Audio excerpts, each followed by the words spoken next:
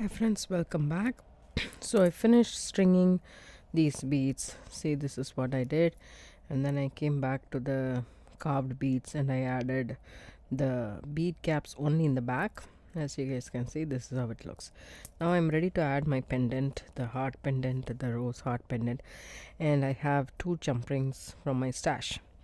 So let's do. So if you want to open and close jump ring, there is like a ring kind of a tool which opens and closes jump ring, but I really like my bent nose pliers for that. Okay, everybody's preference is different, and I do prefer 2 sets of pliers, especially my bent nose pliers. And see this, even if I prep the jump ring, there is a little bit of adjustment that I have to do to completely close the jump ring. I really like to work with the bent nose pliers to open it. Excuse me, where did it go?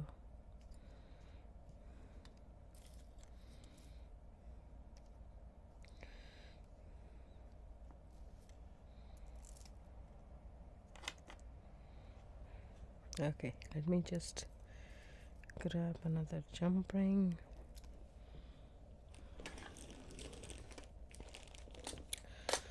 So you need to prep the jump ring. The ends have to come closer to each other. That's very important, and that's when you know that it's completely closed, and it's important to do that. See, it's already closed, but you can see those two wires are on top of each other, right? I hope you guys can see that. So that's why use the pliers and make it so that the ends meet each other, just like this. Once you do that, open it up and add it to the pendant, because the loop of the pendant is flat to the surface and we are adding it to the wire, so we need a perpendicular element to actually add this to our necklace. So I'm adding 2 jump rings to be on the safer side. Just go back and forth and close the jump ring nice.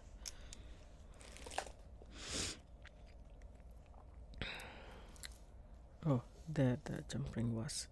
Okay, never mind. So take the wire and put this through. We need to know how we want the pendant to sit. So we can either do this, because this will go on top, and I'm going to add 1 more carved bead right here, and then followed by a spacer and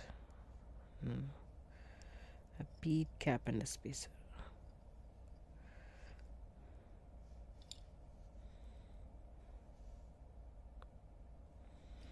It's important for you to figure it out.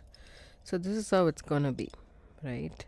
So this is how it's gonna look, and see if it looks good. You like it, you don't like it. See this is going to come like this.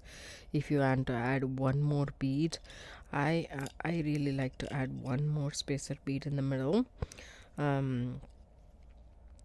or what you can do is you can add this bead in the center if you want, just to try it, but I'm not so keen with it, so I'm just gonna add this.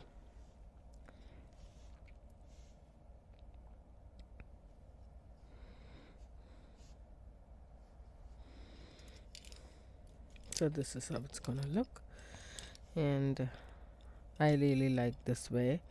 I mean, the jump rings are there, it'll go on top of our spacer beads, and this is how it's gonna look. I like it. So I'm gonna continue stringing the beads, and I'll show you guys once I'm done.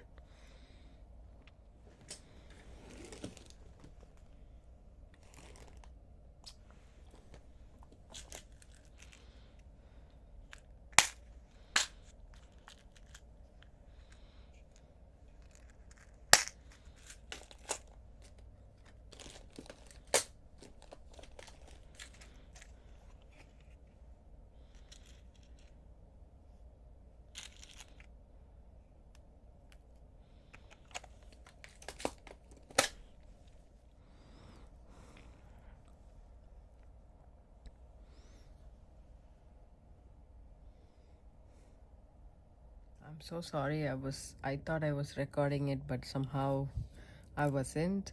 So I crimped with these crimp beads. These are size 1 crimp bead, and this is a bronze color. And I also took the lobster claw clasp and the twisted jump ring from my stash. This is a closed one, so that's what I used. What I did was, actually I can show you guys. Take the wire, add the crimp bead, okay, go through the, for example, let me just go through this, show you guys how it is done, because I just forgot. I thought it was recording, but it was not. Then go back through your crimp tube or crimp bead in this case. So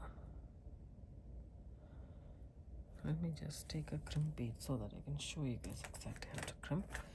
This time it's gonna be with, different color. I will use the stainless steel. Okay.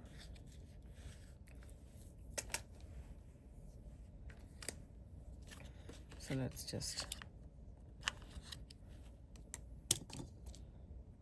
cut a piece of wire here. So imagine this is the length of the necklace that we add the crimp, and then go through the loop and then come back here. So one side it's straightforward, right? Come back here through the crimp tube or crimp bead, and then we are going to crimp. One side it's straightforward, you just add it like this and then just crimp it where you want to be. Then push all the beads down the line until there is no slack in the necklace. And then this side you need to pull it really close. So let me show you guys how we crimp. So the tendency for the wire is to crisscross inside the crimp bead or crimp tube, so make sure it's parallel to each other. Okay, there is 2 divots in the crimping pliers, one which is like a shape of a cashew nut or kidney, which is closer to the handle. The other one is like a oval. So just go ahead, first use the one which is closest to the handle and separate that. So that will just separate it and make it into a kidney form, and then go vertically with the top loop and just crush the bead. That will crimp it. But since this is a crimp tube, that's not going to happen. So you can also do it like this. You can just flat crimp, and that's how this works. See, nice and tight. So this is how we need to crimp. I just crimped it. I just lost the footage, so I won't be able to go back, so that's why I'm showing you guys this. The necklace is said and done. It's a long necklace, so you can actually wear it on top of your head. It doesn't have to have a clasp per se, but I really like the look of the clasp. And it also ties with the bronze pendant, so it's a pretty one. So I can put a photo in this and then save it. This is also very nice. Gemstones and the carved beads and the glass beads. I think this is what it is. I hope you guys like this tutorial. If you do, give it a thumbs up, subscribe to my channel, don't forget to hit the bell icon for notification. I do upload videos couple of times a week. Thanks so much for watching. If you'd like to support my channel, go ahead and hit the heart symbol, thanks, written right next to it, and donate as much as you can. It really helps me and helps me grow my channel. Thank you. Bye bye. See you in the next video.